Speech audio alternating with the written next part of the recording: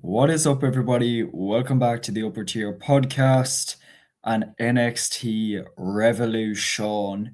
We are back, folks. I was on a little bit of a sabbatical there for 2 or 3 weeks, but never fear, I am back. I am well rested. I've had a little personal break, but I am officially back. And what a better way to start things off again than with NXT RevelouSean. Folks, we had a decent show this week, and I know what you're thinking. Decent, just decent. I know I usually say that NXT was absolutely phenomenal, is the word I always use, but I think this week it was just decent, and we will certainly get into it. Folks, before we hop into the video, do like, subscribe, and comment. A lot of people are watching the videos but not commenting.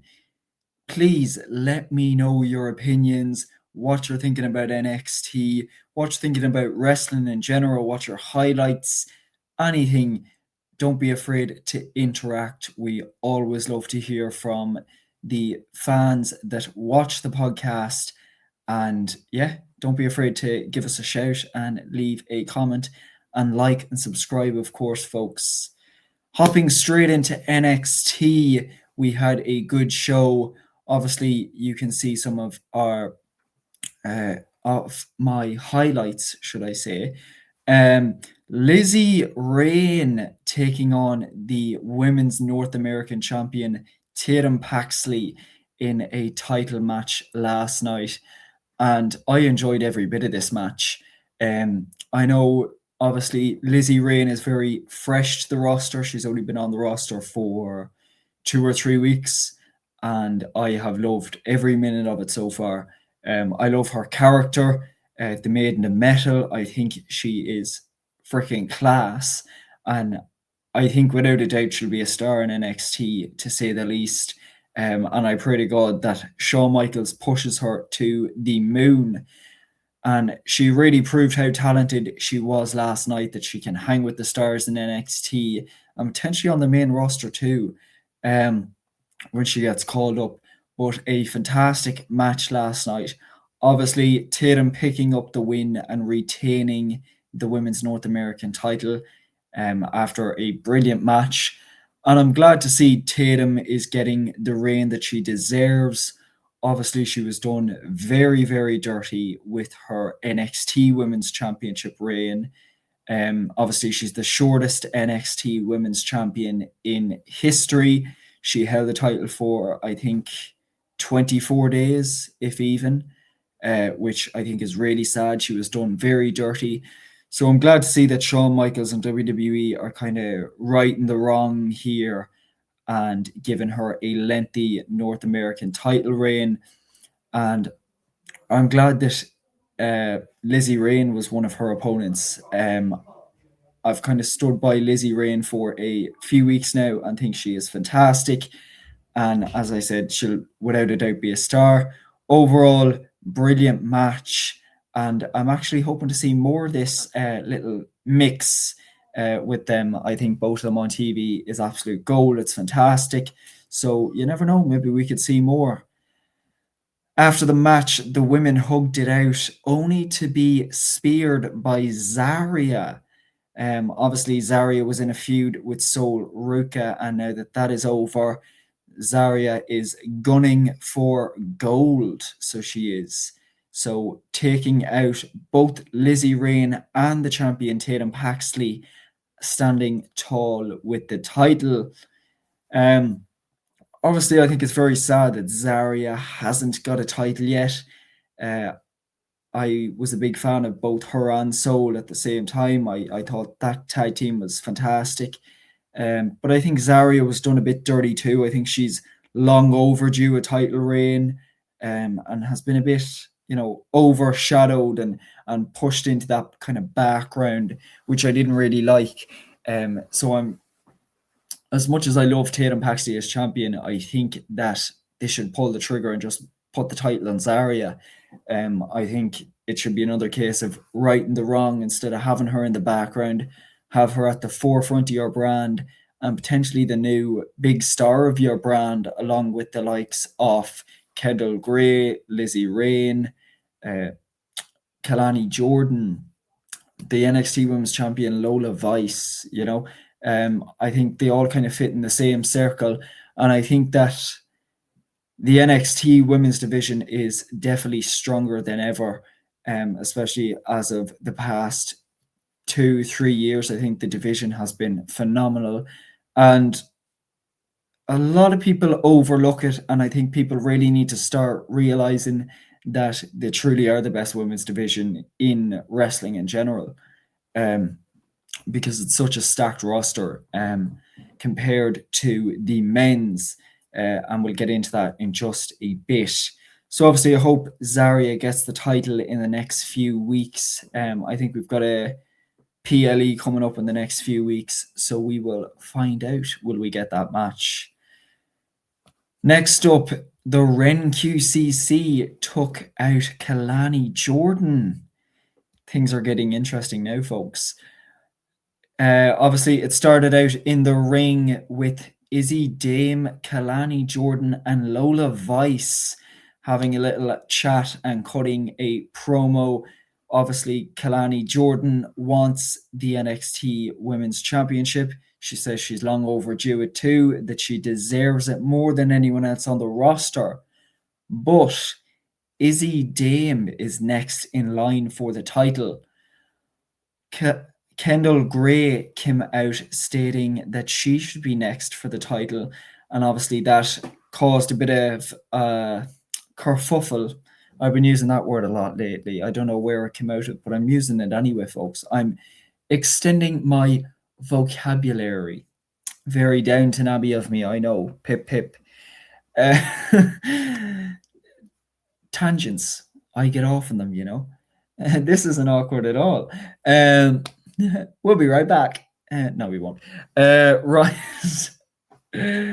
See, now I'm going off on a tangent. This is what Bren has taught me, folks. I've been spending way too much time with Bren, and it needs to stop. Bren, I'm going to have to disown you. Look what you've done to my vocabulary. Come on, Bren. Anyway, folks, obviously, Kendall Gray saying that she wants the title, and Ren Sinclair sneaking up behind Kalani Jordan and attacking her with a crutch. So could we see this feud, and could Ren Sinclair get the jump on all of them and potentially be the next in line for the NXT Women's Championship? Lola Vice also stating that she wants to be and will be a fighting champion. So could we see a fatal 5-way match for the title down the road? You never know. As I said, we're overdue a PLE, so we could see it. It's definitely a possibility. Next up, Saquon Sugars has been ejected from Dark State. Whatever will we do, folks? To be honest, I'm not a massive Dark State fan, but I am a bit interested now. This did pique my interest a little bit. Obviously, the rest of the lads attacking Saquon Sugars after he failed to win the match and took the pin against Vanity Project. I feel like once you look at it from an outside perspective, Dark State really are just another Retribution, a more put together Retribution, to say the least. It's kind of like WWE once again, and I'm kind of repeating myself here, but WWE kind of righting the wrong and saying to themselves, we didn't really pull the trigger with Retribution, let's pull it with Dark State. And I'm not really feeling it. I really amn't. I don't know what this is going to do now. Maybe it's another storyline, and potentially a good storyline between the leader of Dark State, the so-called leader of Dark State, Dion Lennox, and Saquon Sugars. leading into a storyline and a feud. Look, if that's the way things are going, I don't mind. I'm all for it. As of the turn last night, I think it was fantastic. I think it was well put together. So I guess we'll just see where it leads. But I feel like WWE in doing this have kind of fecked themselves over in a way. Excuse my French. Merci beaucoup. Um, obviously with 4 members of Dark State, you had at least 2 tag teams there. You could have put 2 tag teams together with the 4 men that are in Dark State. Now we're down to 3. So it'll be interesting to see where it goes. I feel like WWE have kind of shot themselves in the foot there with, their tag team division. But look, I'm all up for this feud. Does it have my interest? Slightly. I feel like the next few weeks will really tell and really write the pages to the story. So yeah, I guess we'll find out. Another thing I want to talk about, there's been a lot of talk about it, especially today on social media, about tag team wrestling. And I really wanted to kind of dive into the NXT tag team side of things because you look at a company that has such a rich history and basically started tag team wrestling, and the NXT tag team division was absolute gold. You've had phenomenal tag teams pass through NXT. DIY, my absolute favorite tag team in WWE history, being one of them. Obviously, the Undisputed Era, the Viking Raiders, Breezango, MSK. So many amazing tag teams. And you would always have at least 5 or 6 tag teams in the division or more even. And it was such a stacked division. But now we're down to, I think, 3 NXT tag teams now, which I think is an absolute joke. And folks, leave a comment and let me know what you think, because as far as I'm concerned, tag team wrestling's dead. And it absolutely breaks my heart to say that, because the NXT tag team championships were the light of my life, to say the least, at one point, because the storylines were just so good. They were nearly more relevant than the NXT and NXT women's title. The world titles of NXT, the tag team titles, were nearly more relevant. And it's very clear that WWE really just don't care about their tag team titles anymore. And it's quite disappointing, because you look at someone as amazing as Shawn Michaels, who focuses so much on the women's division, and that's not a bad thing at all. I'm saying that's a freaking phenomenal thing. It's so nice to have someone who cares so much about the women's division, and NXT in general. But I think he's really stuck his foot in a hole here and shot himself in the foot with the NXT tag team division. Obviously, WWE over the past few years releasing a lot of their tag teams and NXT tag teams. And now you're stuck with 3 or 4 tag teams in NXT and basically playing hot potato with the titles and not giving them any storylines. We haven't got a good storyline or memorable storyline at all in 2 or 3 years in NXT for the tag team titles. Longer even. I'd actually say we're close to 4 years now without a decent storyline. I think since NXT left Black and Gold behind, went to NXT 2.0, NXT tie-dye brand, then white and gold to now black and silver, I think it's been extremely disappointing. And it's not Shawn Michaels' fault necessarily, but you've killed tag team wrestling, you've killed the NXT tag team titles, you've killed the NXT tag team title division. You've already had to get rid of the NXT women's tag team titles, which I absolutely loved. I thought those titles were amazing. And they were well needed at the time because there was so much talent in the division. You had the likes of Ember Moon and Shotzi.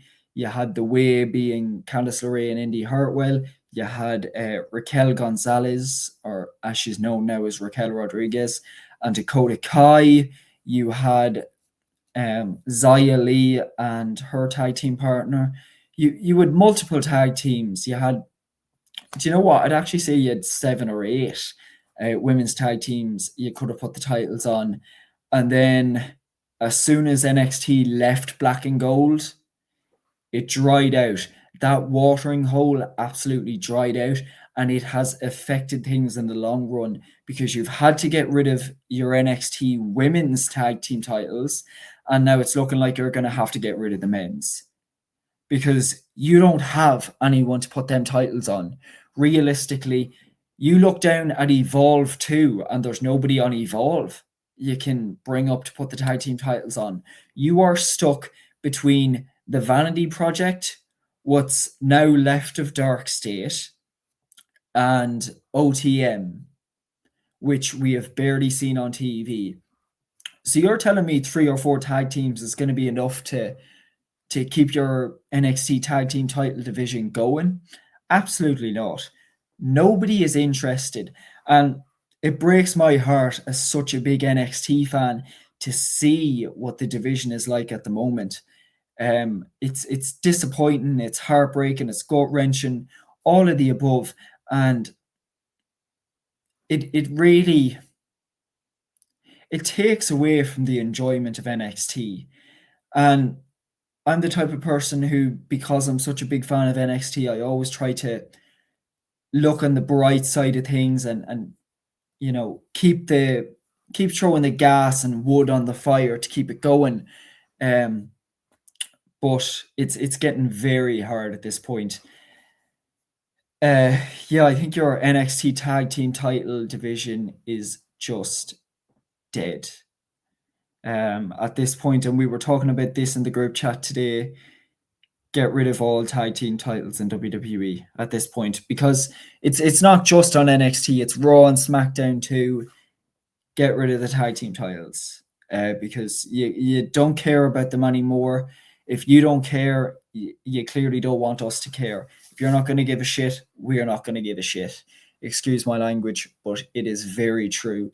So Shawn Michaels, if you're listening, give a bit of a push here, up your game, and let's revive the NXT tag team title division to what it once was. Because I've said it before, the NXT tag team titles are beautiful looking titles. I think they have a phenomenal design and they're well worth investing your time into, and that portion of TV time too. Yeah, look, just as bad as it sounds, do better with the division. Yeah, look, another wee thing before we go off air, what I wanted to dive into a little bit, and I talked about the NXT tag team titles for too long, so I'll not talk too long on this, or I will, because you know me, I get off on a tangent. Ooh la la. NXT. This begs the question, and please leave a comment and let me know your opinion. As bad as it sounds, has NXT become a glorified indie show? Now just let that soak in, let that sink in, and think about that for a second. Has NXT become a glorified indie show? Because you've constant WWE tryouts. Now, back in the day, tryouts were rare enough because you had such a stacked roster. Oh, hit my mic there. And you still do have such a stacked roster, but you have so many tryouts. You have tryouts at least once a week, and you're signing about half of the people that turn up to the tryouts. Nobody knows. They're from the absolute depths of Uganda. And I mean that in no disrespectful way. I just mean they're from places you don't even know, so far across the world. They're indie wrestlers nobody knows, nobody's ever heard of. Um, and as well as that, as much as I love Evolve, WWE have shot themselves in the foot by having Evolve tryouts, their ID program, and kind of, picking out college stars or college athletes to be the next WWE stars. And I feel like you look at the NXT roster at the moment, and it really, as bad as it sounds, it really is a glorified indie show. And as I said, I love NXT. I love talking so positively about the brand.